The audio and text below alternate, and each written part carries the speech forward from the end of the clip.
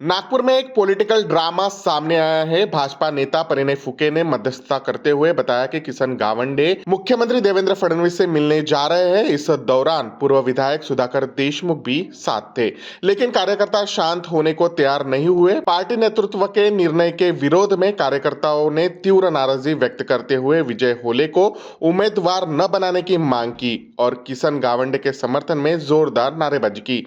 इस beach नामांकन वापस न ले कहकर गावंडे को घर में बंद करने का आरोप भी सामने आया है। अब किशन गावंडे अपना नामांकन वापस लेते हैं या नहीं, इस पर सभी की नजरें टिकी हुई है।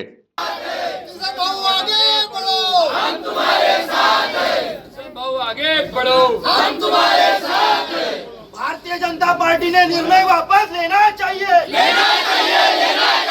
भारतीय जनता पार्टी ने निर्णय वापस लेना चाहिए, हमारा प्रभास से श्री गावंडे को तिकीट मिलना ही चाहिए।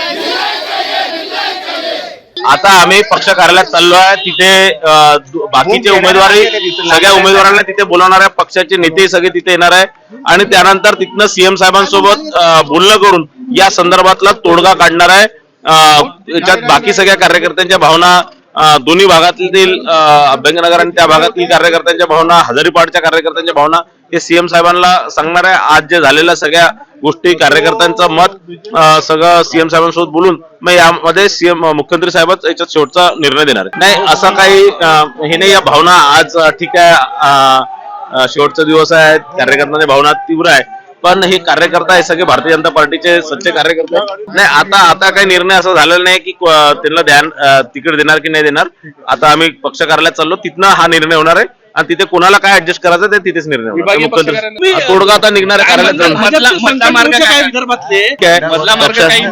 निघणार। आता आम्ही कार्यालयात जाऊन या मधल्या मार्गाचाच आम्ही चर्चा करणार। नाही, लक्षात घ्या, पार्सल हा शब्द चुकीचा आहे। माननीय विजयजी होले हे सुद्धा प्रभागातच राहतात, गेल्या 35 वर्षापासून ते सुद्धा भारतीय जनता पार्टीचं काम करतात आहे, ते सुद्धा निष्ठावंत कार्यकर्ते आहेत। त्यामुळे पार्सल हा शब्द नाहीये, कुठल्या भागावर अन्याय होत असतो। पक्ष नेतृत्व आहे, पक्ष नेतृत्वानं निवड करताना खूप मोठा विषय आहे। 2000 लोकांनी अर्ज टाकलेले आहे, त्यातले 151 निवडायचे आहे। या प्रभागामध्ये 49 लोकांनी अर्ज टाकलेले आहे, त्यातनं 4 निवडायचे आहेत। त्यामुळे असा विषय नाही आहे ज्या भागावर अन्याय होता हा विषय आहे। या भागाच्या कार्यकर्त्याच्या भावना योग्य आहे, कारण की या अगोदर सुद्धा या भागाला प्रतिनिधित्व मिळालं होतं, म्हणून या भावना आहेत।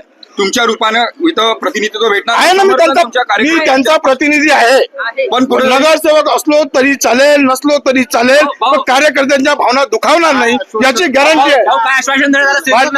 भारतीय जनता पार्टीच्या कार्यकर्त्याला आश्वासनाची गरज नाही, मुख्यमंत्री निष्ठावंत कार्यकर्त्याला आश्वासनाची गरज नसते।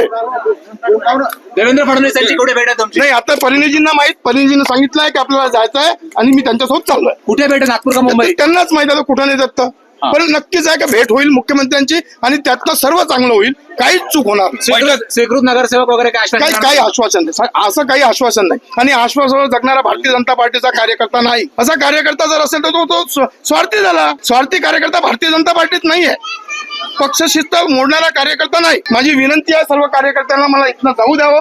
मी माझा माननीय मुख्यमंत्र्यांची बैठक आहे, त्या बैठकीत जे काही होईल मी तुमच्याशी आल्यानंतर बोलतो। আপনার হন কামত লাগাও আজই কল করক 1-800-313-1212 লো।